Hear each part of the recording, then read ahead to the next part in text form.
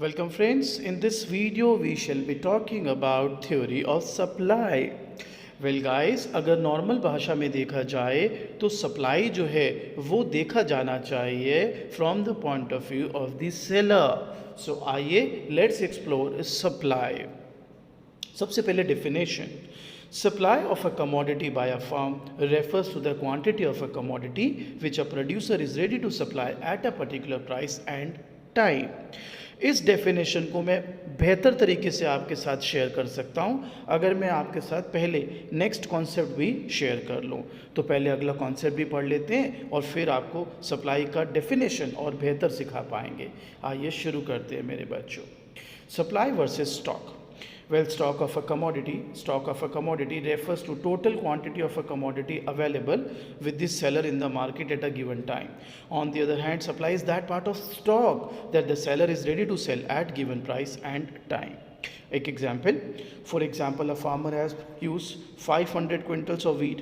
Now he may offer for sale 100 quintals at 500 rupees per quintal, 150 quintals at 600 per quintal, and so on. So in this case, no doubt, stock is 600 quintal, but supply is different. That is 100 or 150 at different prices. तो stock जो है वो है जो total आपके पास available हो as a producer, as a seller. लेकिन सप्लाई वो है जो आप at a given price which you are ready to sell it out. So इसीलिए अब सप्लाई की डेफिनेशन दोबारा देखते हैं. Supply of a commodity by a firm refers to the quantity of a commodity which a producer is ready to sell at a particular price and time. अगला आता है बच्चे फैक्टर्स अफेक्टिंग सप्लाई. तो पहला है price of the commodity. Well a producer usually offers more quantity of a commodity for sale at higher prices and less quantity at lower prices. It means that other things being equal, supply of a commodity is directly related to the price of the commodity. अब यहाँ पर कुछ बच्चों को एक question आता है दिमाग में कि सर आप ये कह रहे हो कि जब हम सप्लाई पढ़ेंगे तो हम ये मान लें कि प्राइस बढ़ेगा तो सप्लाई बढ़ेगी. तो मैंने बोला हाँ ये मान लो कि प्राइस बढ़ेगा तो सप्लाई बढ़ेगी. तो बच्चा कहता है ऐसा क्यों. तो मैंने कहा कि एज अ सेलर अगर मुझे मेरे गुड के ज़्यादा प्राइस मिलेंगे तो मेरा प्रॉफिट मार्जिन बढ़ जाएगा एंड एज अ रिज़ल्ट मैं सप्लाई ज़्यादा बढ़ाऊँगा. तो कुछ बच्चे जो बहुत अच्छे से पढ़ाई करते हैं, जो आई एम श्योर आप सभी हैं, तो वो मुझसे एक सवाल करते हैं. कहते हैं सर आपने बताया था लॉ ऑफ डिमांड में कि अगर प्राइस बढ़ेगा तो डिमांड कम हो जाएगी. मैंने बोला हाँ. तो बच्चे कहते हैं सर अगर प्राइस बढ़ेगा और डिमांड कम हो जाएगी तो why should we increase supply, why. तो बहुत ही अच्छा क्वेश्चन है ये. तो देखो बच्चे, ज़्यादातर लोग आप उसका जवाब क्या देते हैं. लोग जवाब देते हैं कि डिमांड सप्लाई साथ में नहीं पढ़ते. डिमांड कंज्यूमर के पॉइंट ऑफ व्यू से है, सप्लाई प्रोड्यूसर के पॉइंट ऑफ व्यू से है. तो प्राइमरली आपको टू स्कूल ऑफ थॉट्स मिलेंगे जब आप ये क्वेश्चन पूछोगे लोगों से कि अगर प्राइस बढ़ता है तो लॉ ऑफ डिमांड कहता है डिमांड कम हो जाएगी तो मैं सप्लाई क्यों बढ़ाऊँ. तो लोग जो आपको जवाब देंगे वो कहेंगे डिमांड कंज्यूमर के पॉइंट ऑफ व्यू से है, सप्लाई प्रोड्यूसर के पॉइंट ऑफ व्यू से है. अब आप बताओ इस चीज़ का ये जवाब से क्या लेना देना. वो तो हमें भी पता है डिमांड कंज्यूमर के पॉइंट ऑफ व्यू से, सप्लाई प्रोड्यूसर के पॉइंट ऑफ व्यू से. दूसरा स्कूल ऑफ थॉट आता है, कुछ लोग कहते हैं डिमांड सप्लाई साथ में नहीं पढ़ते. डिमांड को करते हुए सप्लाई भूल जाओ, सप्लाई को करते हुए डिमांड भूल जाओ. अरे कैसी बात कर रहे हो. आगे एक चैप्टर आएगा इक्विलिब्रियम प्राइस, तो उसमें तो डिमांड सप्लाई साथ में ही पढ़ाया जाता है. तो सवाल उठता है तो फिर इसका क्या जवाब है. इसका जवाब मेरा बच्चा ये है, the way you are looking at this is wrong. इसको ऐसे देखो. सपोज आपके प्रोडक्ट की मार्केट में डिमांड बहुत ज़्यादा है. People are going mad about your good कि यार ये तो बहुत ही अच्छा गुड बनाते हैं यार, हमें तो यही खरीदना है, हमें तो यही खरीदना है. So don't you think if the demand of your good is more in the market, don't you think price बढ़ेंगे. और अगर प्राइस बढ़ेंगे तो फिर मैं सप्लाई बढ़ाऊँगा. सो आप इसको ऐसे इंटरप्रेट मत करिए कि आप एज अ प्रोड्यूसर प्राइस बढ़ाओगे और आप ही सप्लाई बढ़ा दोगे. No, it's the other way around. It is the market which is willing to pay you more. Primarily demand बहुत ज़्यादा है आपके गुड की जिससे प्राइस बढ़ रहा है. और अब अगर market is willing to pay you more, so as a seller it make sense for you to increase supply because आपका प्रॉफिट बढ़ेगा. कुछ बच्चे कहते हैं आपने लॉ ऑफ डिमांड वायलेट कर दिया. कैसे कर दिया. लॉ ऑफ डिमांड में पहले प्राइस में चेंज आता है, यहाँ पहले डिमांड में चेंज आ रहा है. So this is how you should be looking at this. आगे चलते हैं change in technology second factor a change in technique of production which reduces cost increases supply as against this the supply of those goods which are being produce with old and inferior technology causing increase in cost of production will fall. यानी अगर आप advance latest technology use करते हैं जो आपकी cost of production को कम करती है तो आपकी सप्लाई ज़्यादा होगी, और अगर आप ऑब्सोलेट टेक्नोलॉजी पुरानी टेक्नोलॉजी यूज़ कर रहे हैं जिससे आपकी कॉस्ट ऑफ प्रोडक्शन बहुत बड़ी हुई है तो आप सप्लाई कम करेंगे। Third factor change in the price of inputs. Well, change in the price of raw material and cost of other factors of production influence the cost of production and thereby the supply. An increase in the price of factor of production may lead to fall in the production. On the other hand, a producer may supply more of a commodity at a given price if price of factors of production fall. अब आप बताइए factors of production क्या है? Inputs, raw material. अरे don't you think अगर वो सस्ते हो गए तो आपको सप्लाई करने की जो कॉस्ट है वो कम हो जाएगी, यानी आपका प्रॉफिट मार्जिन बढ़ेगा, and again you will increase supply. Government policy. Taxation by the government on output, sales or import of raw material also influences supply because it adds to the marginal cost, thereby reducing the profit margin and supply of the good. On the other hand, subsidies given by the government will increase the supply. तो अगर government tax लगा देती है आपके ऊपर as a producer तो don't you think आपका profit margin कम हो जाएगा क्योंकि आपकी कॉस्ट बढ़ जाएगी, और अगर आपका प्रॉफिट मार्जिन कम हो जाएगा so that actually gives a hint कि भाई फिर आप अपनी सप्लाई कम कर देंगे। Price of the other related goods. Suppose a firm produces two goods A and B with its given resources. An increase in the price of B induces the firm to produce more of good B by diverting resources from A to B because producing good B is more profitable. Now, as a result, supply of good B will increase and supply of good A will decrease. आप इसी को दूसरे तरीके से भी consider कर सकते हैं, कुछ बुक्स में ऐसे भी एक्सप्लेन किया होता है जो मैंने अभी आगे लिखा हुआ है। We can consider good A and B and substitute like rice and wheat. तो अगर वीट का प्राइस बढ़ेगा तो आप वीट की सप्लाई बढ़ा दोगे और राइस की सप्लाई कम कर दोगे। नेक्स्ट है बच्चों objectives of the firm. Sometimes a firm may be induced to increase supply because it wants to capture a large market share और to achieve the goal of maximum employment और utilising the given resources. Suppose आपकी product बेचते हैं दिल्ली में और आप north Delhi में बेचते हैं, अब आप चाहते हो कि आप साउथ दिल्ली भी कैटर करो, वेस्ट दिल्ली भी कैटर करो, ईस्ट दिल्ली भी कैटर करो, तो डोंट यू थिंक आपको सप्लाई बढ़ानी पड़ेगी। So one objective can be to capture a large market share. दूसरा कई बार क्या होता है आपके कुछ रिसोर्सेज है जो आइडल पड़े हुए हैं, लाइक लेबर है खाली बैठा हुआ है फॉर एग्जांपल, या और भी कोई रिसोर्सेज हैं जो आइडल पड़े हुए हैं। तो कभी कभी प्रोड्यूसर्स की ये सोच होती है कि why to keep them idle, let's engage them और उनको प्रोडक्शन में लगाओ, तो उससे भी सप्लाई बढ़ जाती है। तो कई बार ऑब्जेक्टिव्स भी ऐसे हो जाते हैं फर्म के कि बिना प्राइस चेंज हुए भी सप्लाई बढ़ा दी जाती है। नेक्स्ट है गाइस सप्लाई फंक्शन, तो इसी पे बेस्ड है। It shows functional relationship between supply and it's determinants. तो ये प्राइस ऑफ गुड एक गवर्नमेंट की जो पॉलिसी है, technology, price of factors of production that is input, objectives and PO मतलब प्राइस ऑफ अदर गुड्स, वही related goods वाला rice wheat. अगला है बच्चों law of supply. Law of supply states when price rises, supply also rises. When price falls, supply also falls, provided other factors remain unchanged. Supply schedule. Well, it is a tabular statement showing different quantities of commodity which a firm is ready to sell at different prices during a given period of time. तो ये जो law of supply है, don't you think ये वो first factor ही हो गया हमारा price of the good कि भाई प्राइस बढ़ेगा सप्लाई बढ़ेगी, प्राइस कम सप्लाई कम। सप्लाई स्केड्यूल एक टेबुलर स्टेटमेंट है जो मैं भी आपको दिखा देता हूँ, आप देखें। प्राइस 10 पर, क्वांटिटी सप्लाइड 100, 15 पर 150, 20 पर 200। तो आप देख सकते हैं टेबुलर फॉर्म में हमने लॉ ऑफ सप्लाई को एक्सप्लेन करा और इसी को हम कहते हैं सप्लाई स्केड्यूल। अगला है supply curve. Well a supply curve shows the relationship between price and quantity supplied graphically. तो आप देख सकते हैं graphically we have shown a supply curve, here taking price, here taking quantity supplied.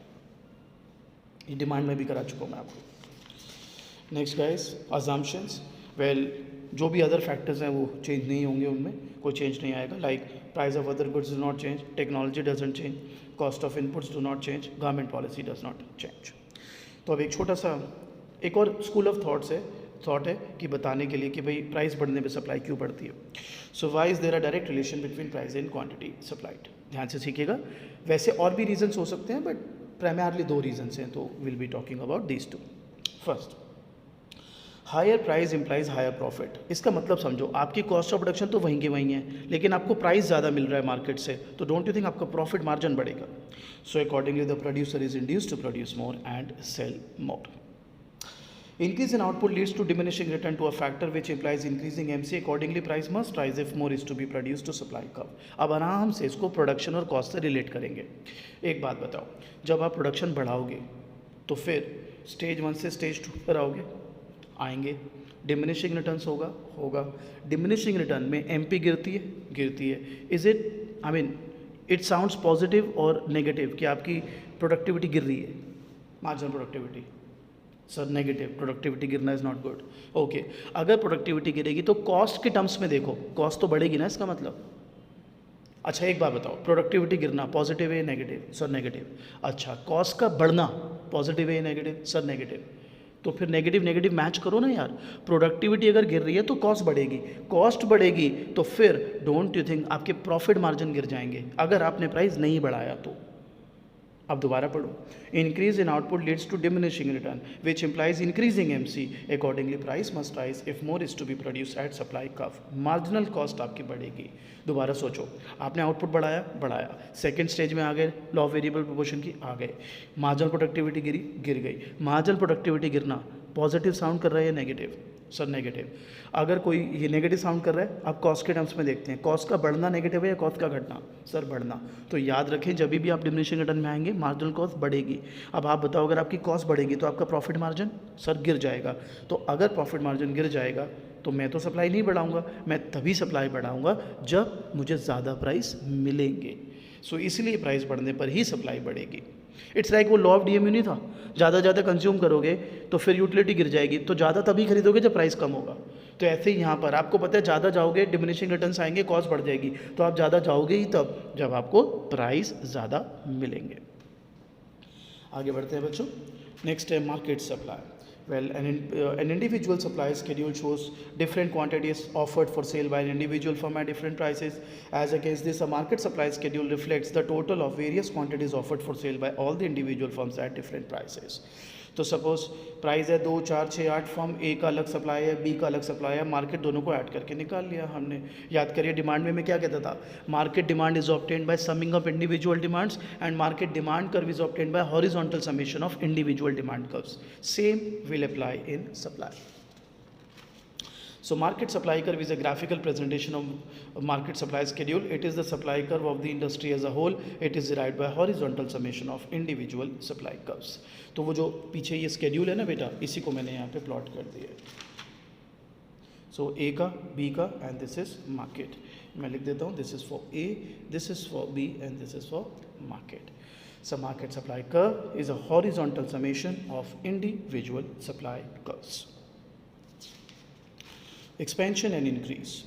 तो ये भी डिमांड जैसा ही आपको काफ़ी मैच करता हुआ दिखेगा. एक्सपेंशन पहले, when supply increases due to rise in price, और increase when supply increases due to factors other than price.